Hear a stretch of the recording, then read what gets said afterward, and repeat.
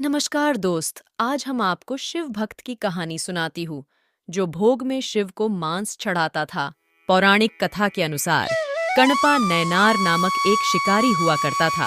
एक बार जंगल में शिकार करने गया था, तभी उसे वहाँ एक मंदिर दिखाई दिया। वो मंदिर के तरफ आगे बढ़ता चला गया। अंदर घुसकर पाया कि उस मंदिर में शिवलिंग स्थापित था। शिवलिंग के देखकर उसके मन में शिव के प्रति प्रेम भर गया और उसने वहां कुछ अर्पण करना चाहा। शिकारी ने सोचा, ये तो बड़ा अद्भुत शिवलिंग है। मैंने सुना है कि जब हम भगवान के मंदिर में दर्शन करने जाते हैं तो हमें कुछ ना कुछ चढ़ाना होता है। मुझे समझ नहीं आ रहा है कैसे और किस विधि से काम करते हैं। मेरे पास शिकार किए हुए ताजा मांस पड़ा है, एक काम करता हूँ। शिकारी ने भोलेपन में उस मांस को शिवलिंग पर अर्पित कर दिया और वहां से चला गया। उस मंदिर के देखकर भाल एक ब्राह्मण करता था जो उस मंदिर से दूर रहता था।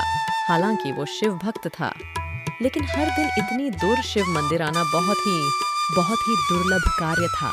इसलिए वह 15 दिनों में ब्राह्मण एक बार आता और मंदिर के साफ सफाई कर शिवलिंग के पूजा कर भोग लगाता और चला जाता। अगले दिन जब ब्राह्मण पहुंचा, शिवलिंग मांस पड़ा देख चकित हो गया और उसने तुरंत मांस को हटाया और माफी मांगने लगा। हे भोले शंकर, ये क्या शिवलिंग पर मांस जरूर किसी जानवर का काम होगा।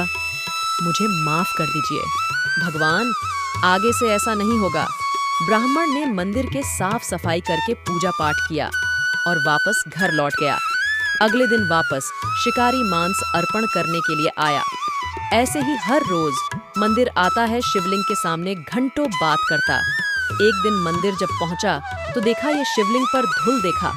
क्यों ना शिवलिंग की सफाई कर दूं, लेकिन मगर पानी लाने के लिए बर्तन नहीं। हाँ, एक उपाय है मेरे पास में एक झरना है, मैं अपने मुंह में पानी भरकर पानी ला सकता हूँ।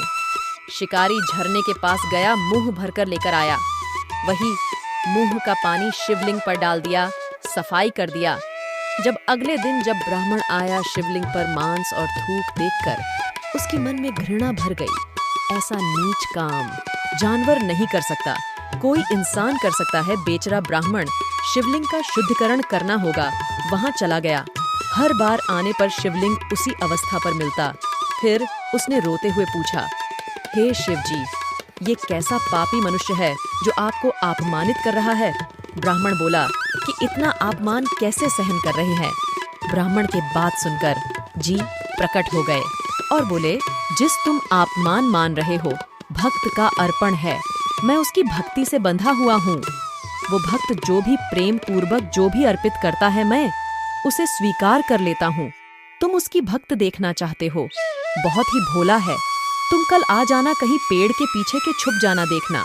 जब मंदिर में शिकारी आया मांस अर्पण करने के लिए, तभी उसने देखा शिवजी एक आंख से खून निकल रहा है।